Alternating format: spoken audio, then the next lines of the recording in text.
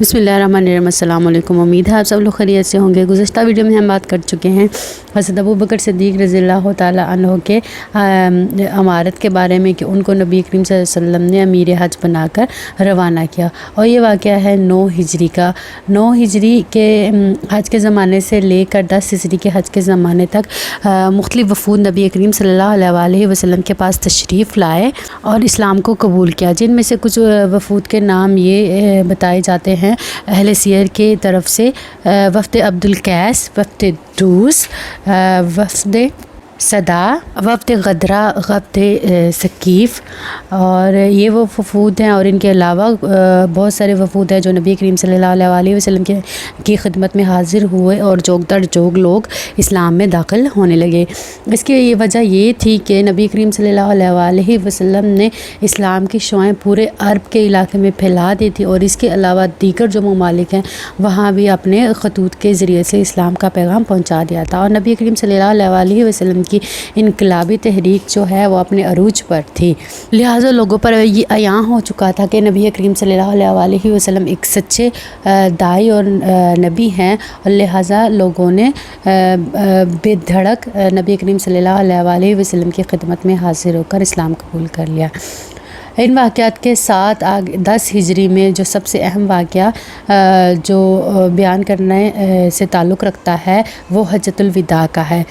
10 ہجری کو نبی کریم صلی اللہ علیہ وسلم نے حج کے قافلے کی قیادت خود کی، اور یہ حجۃ الوداع کے نام سے یاد کیا جاتا ہے کیونکہ یہ نبی کریم صلی اللہ علیہ وسلم کی زندگی کا اہم ترین حج تھا، اور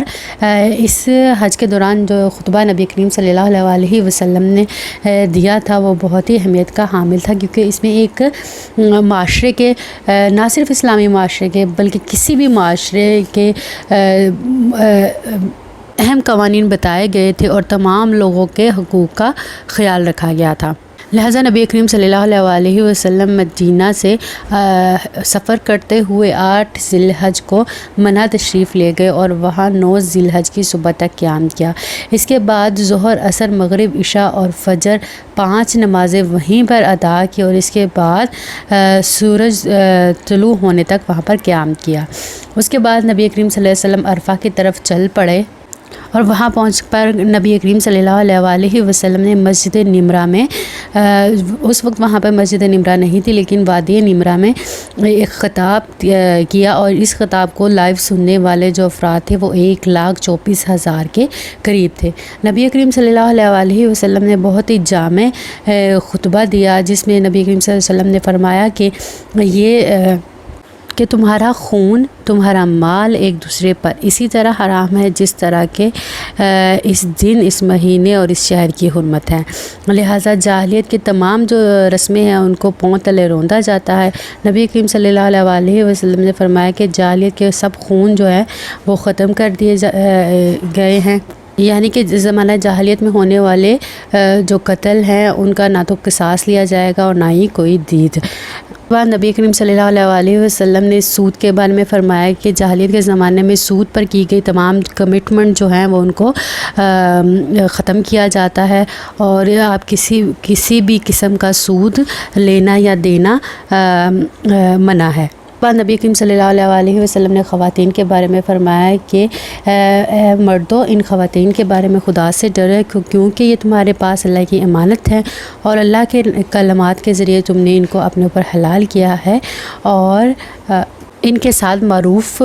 کے ساتھ چلو، اور جیسا خود کھاؤ اور پہنو ویسا ہی ان کو کھلاؤ اور پہناؤ۔ اس کے بعد نبی صلی اللہ علیہ وسلم نے فرمایا کہ تم میں 2 چیزیں چھوڑے جا رہا ہوں، اللہ کی کتاب اور میری سنت، ان کو مضبوطی سے پکڑے رکھو تو ہرگز گمراہ نہ ہوگے۔ خطبے کو مکمل کرنے کے بعد نبی کریم صلی اللہ علیہ وسلم نے لوگوں سے فرمایا کہ کیا میں نے اپنا پیغام، جو امانت مجھے اللہ کی طرف سے سونپی گئی تھی، میں نے تم لوگوں تک پہنچا دی ہے؟ تو لوگوں نے جواب دیا ہاں جی بالکل پہنچا دی ہے۔ اور پھر نبی کریم صلی اللہ علیہ وسلم نے آسمان کی طرف نظریں اٹھاتے ہوئے کہا کہ اے اللہ تو گواہ رہنا کہ میں نے یہ امانت پہنچا دی ہے۔ اس خطبے کے بعد ظہر اور عصر کی نماز ادا کی گئی، اور نبی کریم صلی اللہ علیہ وسلم کے ساتھ دیگر مسلمانوں نے حج کے مناسک ادا کیے اور اس حج کو مکمل کیا۔ حج مکمل ہو جانے کے بعد جو آخری فوجی مہم جو نبی کریم صلی اللہ علیہ وسلم نے روانہ کی تھی وہ رومن امپائر کی طرف تھی، کیونکہ رومن اس وقت کے سپر پاور تھے اور ان کو اسلام گوارا نہیں تھا، لہٰذا اسلام کا اس طرح تیزی سے پھیلنا اس کو ایک آنکھ نہیں بھاتا تھا، لہٰذا مسلمانوں کو تنگ کرنے کے لیے اور ان کو مقابلہ کرنے کے لیے اور ان کو نقصان پہنچانے کے لیے در پر رہتے تھے، لہٰذا نبی کریم صلی اللہ علیہ وسلم نے ایک لشکر تیار کروایا جو کہ 11 ہجری کو صفر کے مہینے میں تیار کیا گیا، اور اس کے جو سپہ سالار تھے وہ اسامہ بن زید بن حارثہ کو رکھا گیا، اور نبی کریم صلی اللہ علیہ وسلم نے اسامہ بن زید کو کچھ نصیحتیں فرمائیں، اور یہ وہ آخری مہم تھی جو کہ نبی کریم صلی اللہ علیہ وسلم نے اپنے ہاتھوں سے روانہ کی تھی۔ اسامہ بن زید کے ساتھ نبی کریم صلی اللہ علیہ وسلم نے مدینہ سے 3 میل تک خود سفر کیا اور ان کو خدا حافظ کیا۔ امید ہے آپ کو آج کی ویڈیو پسند آئے گی۔ اگلی ویڈیو میں ہم ذکر کریں گے نبی کریم صلی اللہ علیہ وسلم کے ان آخری ایام کے بارے میں جو کہ ان کے وصال سے پہلے کے تھے۔ اس ویڈیو کو لائک ضرور کیجیے گا اگر آپ کو پسند آئے، اور چینل کو سبسکرائب کیجیے گا۔ اگلی ویڈیو تک کے لیے اللہ حافظ۔